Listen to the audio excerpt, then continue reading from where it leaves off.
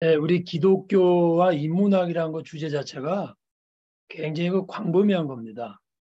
뭐 사실 기독교만 해더라도 뭐 평생 공부할 수 있는 거고 그래서 아무래도 제 강의의 그 성격이 제 나름대로 이제 선택적이고 이렇게 뽑을 수밖에 없거든요.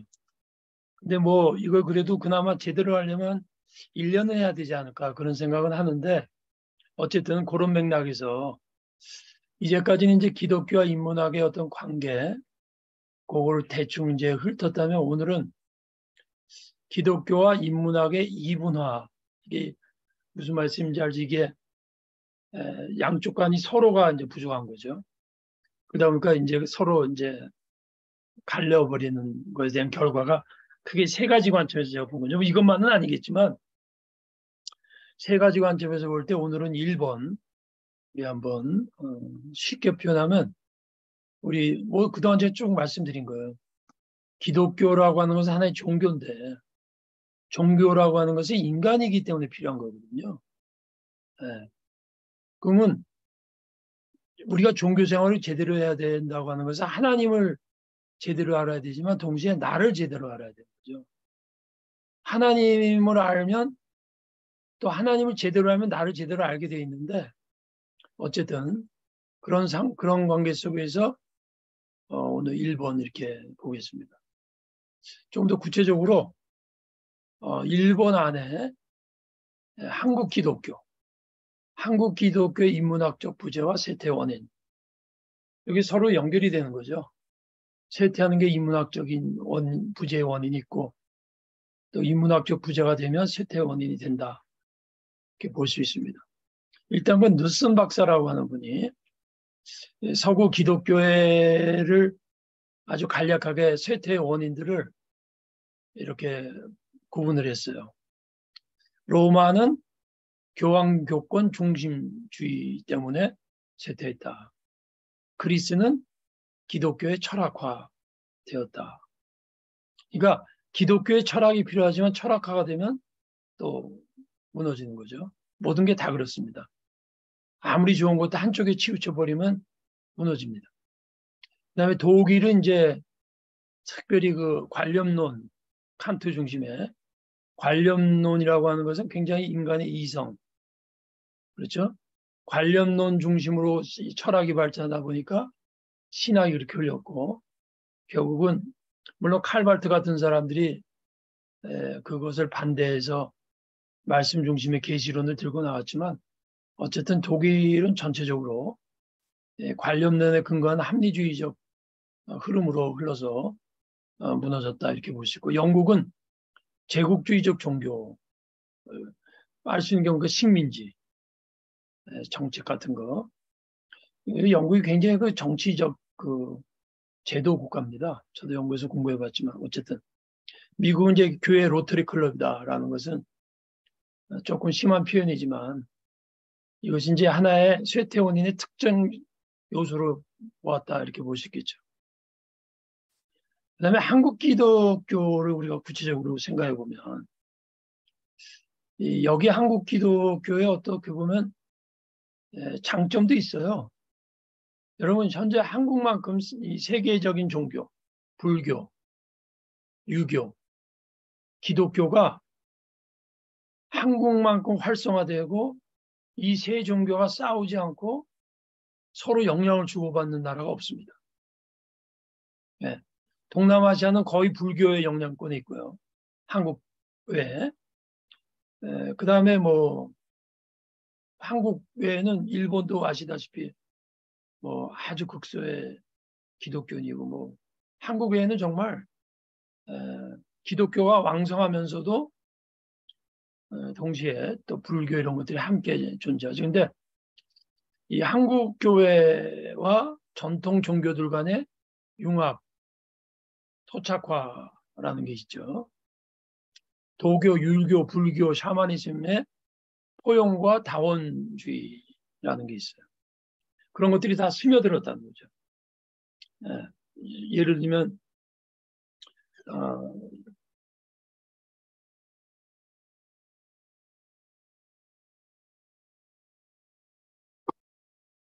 이런 경우가 있죠.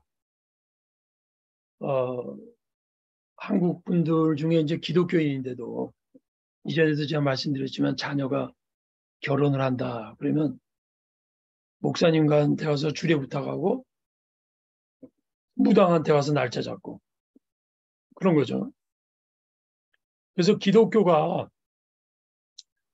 유독교, 불독교, 무독교 혼합과 변질이 일어난 거죠. 또 말씀드린 대로 기독교와 문화가 이분화됐어요. 또 내면화의 부재 이런 것들이 쇠퇴 원인으로 작용한다라는 걸 우리가 그러면 이제 한국 기독교의 특성은 뭐냐? 우리가 보면 무비판적이고 포용적 관용주의입니다. 그러니까 좋게 표현하면 종교에 대해서 그냥 쉽게 말하면 잘 믿는 거예요. 잘 받아들이는 거예요. 근데 그거에 대해서 비판이라든가 어떤 이성적, 철학적 어떤 사색의 과정이라든가 분석이라든가 그거를 점검한다든가 그런 게 좀 약해요. 그러니까 사실 엄밀히 말하면 기독교도 잘 모르고 다른 종교도 잘 몰라요. 지극히 표층적으로 서로 이제 포용하는 거예요. 네. 사실 조금만 깊이 공부해 보면 그 다른 종교에 대한 조금만 더 깊은 이해와 기독교에 대한 깊은 이해가 있으면 훨씬 포용하고는 다르지만 서로 간의 장단점과 다른 점들 통해서 서로 배울 수가 있어요. 그 다음에 비슷한 것이 뭐가냐면 열정적 감성주의라는 게 있어요. 우리 한국 기독교도 보면 한국은 주로 감성적인 문화 민족이기 때문에 데모할 때도 노래 부르는 나라가 한국밖에 없어요. 세계에서. 막 피 터지게 싸우다가도 노래하는 게 한국이에요. 그러니까 종교에 대해서 굉장히 오픈됐는데 열정적인 것도 좋아요. 근데 그러다 보니까 반지성적 흐름으로 갔어요. 그래서 교회 은혜 받으러 간다 그러면 뭔가 뜨거워야 돼. 뭔가 눈물을 흘려야지 뭔가 깨닫고 그런 거는 그건 은혜라기보다 그냥 학교야 학교. 이런 것들이 한국 교회의 현재 특징이다. 그다음에 근본주의적이고 배타성이 좀 강해요. 이게 사실은 감성적인 거하고도 연결돼요. 이 반지성적이게 되면은요, 굉장히 근본주의로 가게 돼 있어요. 왜냐하면 자기가 믿는 신앙에 대한 어떤 내적 통찰과 신앙의 속성에 대한 어떤 인문학적인 어떠한 기본적인 이해가 없으면 두려움이 있어요. 그럼 근본주의로 하는 거예요. 자기와 조금 다른 얘기하면 다 이단이야. 그래서 한국은 교판에도 굉장히 이단을 많이 만들어요. 제가 보기에 이단이 아니라 조금 성경 해석이 달라도 다 이단이야. 그게 왜냐하면 자신이 없어서 그래요. 그리고 왜 자신이 없냐면 배우지 않아서 그래. 아주 재밌게 표현할까요? 무식해서 그래요. 그렇다고 우리가 이단이 없다. 다 받아들여 그게 아니라 이단이라고 말하거나 그러니까 이단과 사이비와 유사성과 어떻게 보면 좀 부분적인 것과 본질적인 것들 사이에서의 어떤 그 분분명한 거야. 그런 거 하나하나를 분별할 수 있는 인식 능력이 약해요. 그러면 어떻게 되느냐? 개인이나 교인이나 근본주의로 가게 돼요. 그리고 근본주의로 가게 되면 일단은 심리적으로는 편해요. 그리고 아멘 믿습니다 하기는 좋아요. 근데 조금이라도 자기와 다른 거나 조금이라도 도전이 들어오면 딱 반대.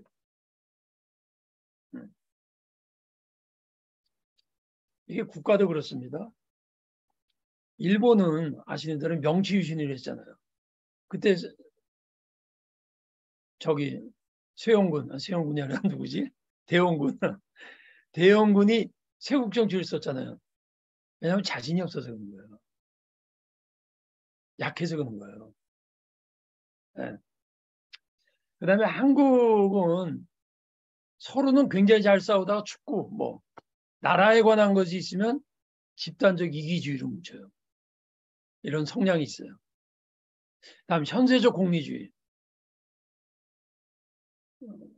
여러분 저는 뭐 이전에도 말씀드린 대로 한국에 좋은 점이 많고 저도 한국에서 살기 때문에 제가 많이 한국으로부터 혜택도 받고 좋아요. 저 포항도 지금 좋고 좋은데 이전에도 말씀드렸지만 제가 외국에서만 50년쯤 45년 살다 들어와 보니까 한국인들에 대한 어떤 객관적으로 볼 때 굉장히 현실적이에요.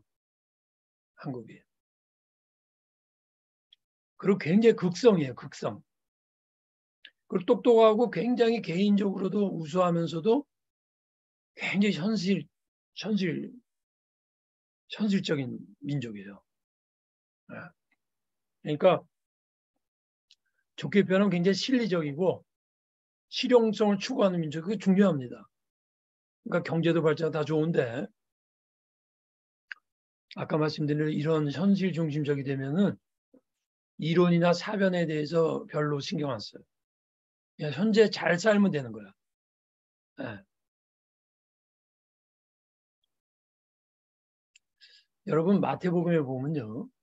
2장인가 보면 예루살렘에서 예수님이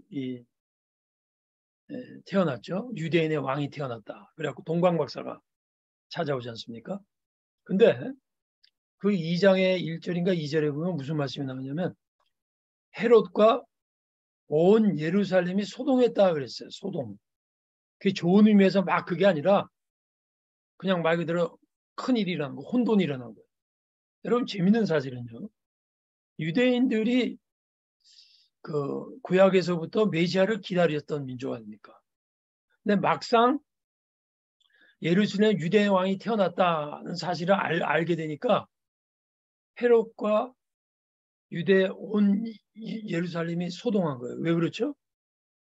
오히려 환영하고 잔치를 베풀고 동방박사들 같이 선물을 갖고 찾아가야 되지 않습니까?